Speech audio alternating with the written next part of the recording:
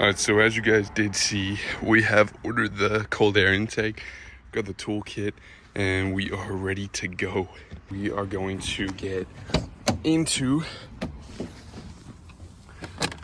installing the cold air intake. Alright guys, so I've never done anything like this before, but first step, we gotta remove this, and all the piping. All the old stuff so we can get the new stuff in. So let's get straight into removing this.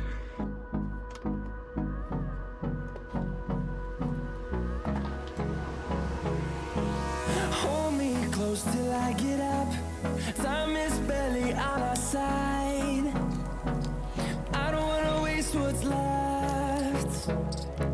The storms we chase are leading us, and love is all we'll ever trust. Yeah, no, I don't wanna waste what's left.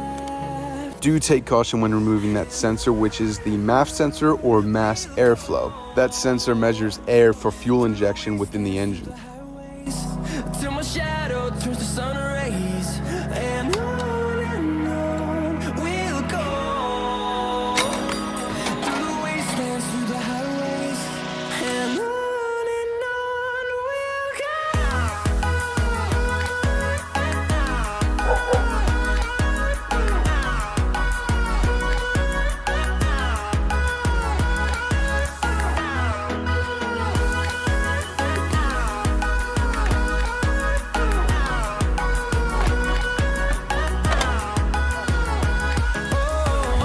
Alright guys, it's open. Okay, well, obviously we have to take that pipe out, but we have it cleared out. Now, it's time for her. Let's go. No rest. Echoing around these walls, fighting to create a song. I don't wanna miss a beat. Alright guys, so this is all the stuff here. Now, it said on the website, it said it does not come with a instruction manual because they suggest that you get it professionally done. So you already know we're gonna DIY this the first time around. These, I'm assuming, slip on there. And then this one goes in there, and these clamp it on. The screws, who knows where they go. These tubes, man, I don't even know what these are. I didn't remove a single tube. Little pieces like this. I'm like, where does this go, dude? Like, where is this meant to go?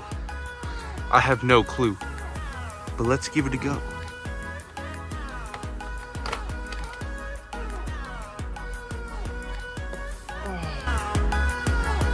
So we've got this screw here, but this can't fit back there. It's just like, it can fit a decent way, but it only fits diagonally. And I need to get that screw out. All right guys, after so long of trying, we finally got this screw undone. Now, we're gonna remove this. All right guys, awesome news, we got the pipe out. Awesome news, we've broken the pipe. We've broken the tube. Do I think that tube goes for it? I don't think so, because it looks like it's way too small. So, broken tube. So, sweet. So, we're going to bring this back another day.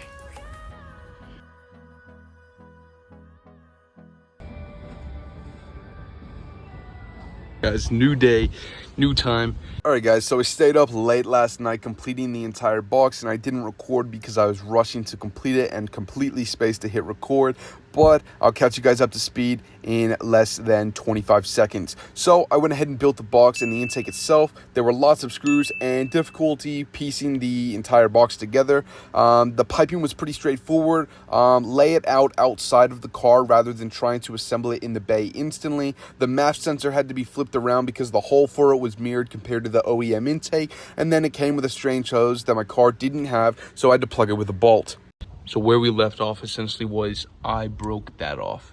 That needs to go into there. We needed a hose for that. Now we needed a new hose for the one that I broke. So what we're doing here is I went and got this one. This is for a Commodore. So let me just go ahead. So this end here, the big end, is gonna go on there. And then this small end here, we're gonna have to trim it down. But that small end is actually going to go inside of that. I'm gonna soak this in some hot water, force it in there, Then it's going to expand and sit right in there, and then she'll be up and running again. Everything is screwed on. This is in there sturdy. I've got the pod filter clamped down. Everything's tight on that. And once I plug the battery in and get all this done, we should be good to test the 0 to 60 and hear the new induction noise. So let's get doing that. All right, so right here, I'm just test fitting the hose onto the part that is actually connected to the new intake system. And then I quickly realized it's a bit too rigid, so I did go ahead and remove it just so I had that extra bit of wiggle room and play with the actual intake piping when trying to assemble this hose and get the markings right. And right here you can see that I'm just holding it there rather than it being tightened in, so I can sort of see where the pipe needs to line up and again get the markings correct. And then right here is me praying that I got the measurements correct, and I'm just cutting the hose hoping that it fits. So here you can see I have the entire pipe out hanging into a boiling cup of water, and then I brought the cup and have been trying to use pliers to mend it into the shape I need to go into the hose. And then I went ahead and made it into the hose thinking that it would expand. It didn't. And yeah, so pretty much now I've got an entire kettle outside trying to force the hose in to stay. And then I decided that's not going to work. So I just went ahead and broke the entire piece off of it. All right, guys, so we got the infamous part that I could not get off. This is all super sharp plastic. We finally busted it off. So now what I'm thinking is keep this on, clamp it as high up as I can on the pipe, get a real tight seal, put it on, and then try and stretch this because this is just a little bit too small to fit over that. But it's got a bit of like a angled mouth, so try and slip it over that and then put another clamp on that. So hopefully this is enough tubing and we should be able to just simply plug it all up and get it running. All right, guys, so all I did is some makeshift stuff. I'll just stuff the socket adapter inside of it. That is going to give us the size that we need. The socket is as big as the markings on my finger. That is going to give us the perfect fit on that. Let us stuff it on a bit, enough to get over that lip. Then we're going to try and clamp it down as strong as we can. So I'll bring you guys back once we're about to install this. All right, guys, so we went down to the hardware store, got a clamp that'll fit beautifully on it. We can loosen this up. So I'm going to remove this. I've had this in for close to probably 20 minutes, half an hour now, and we're going to try to complete the build right now. All right, ladies and gentlemen, that is up to the very top. So we can clamp that. I'll just check underneath. Yeah, that's good. That is pushed all the way up. All right, so I'm going to clamp that one down. Then I'm going to clamp that onto the intake that's sitting in that bush. And then put those back on, clamp it together, start her up, and we're done.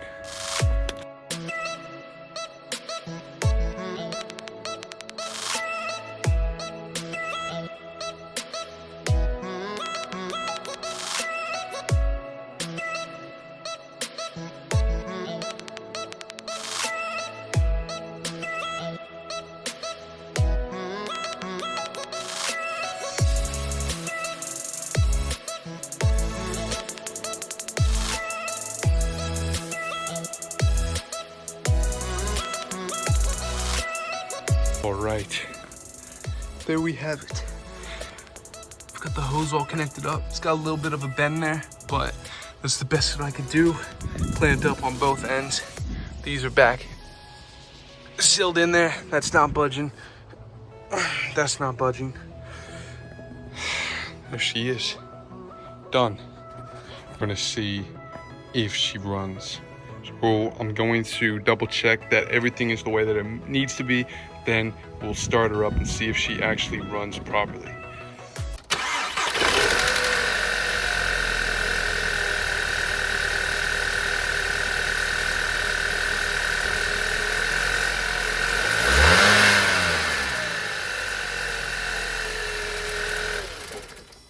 Oh my God.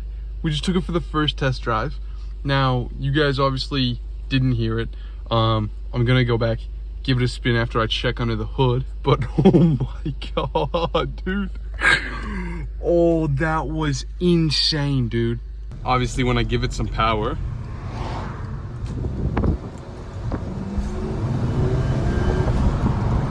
Oh, dude. I don't know if you guys can hear the blow off. Oh my god.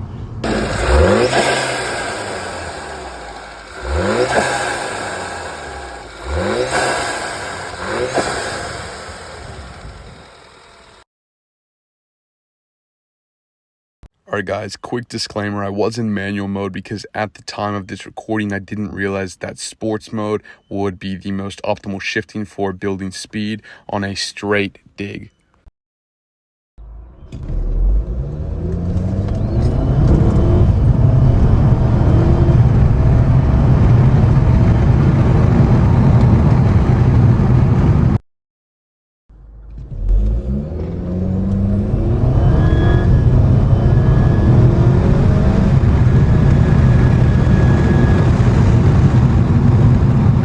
Guys, so just a couple things to end on. 804 to 720 isn't that large of a difference, but it is that large if the only change has been a pod filter. So a couple things need to be taken into account here, such as weather, gear shifting, and the car's position on the asphalt. All of those could have played a part in me getting a faster time, and I'm not going to instantly relate it to the pod filter giving me that increased speed. When hitting the speed, I used the digital gauge rather than the analog gauge because the needle has been known to have a little bit of delay. So I went with when the digital gauge read 100 kilometers an hour or 60 miles an hour is when I stopped the clock. Metro, shut your whole ass up and make some drums, nigga. Yeah.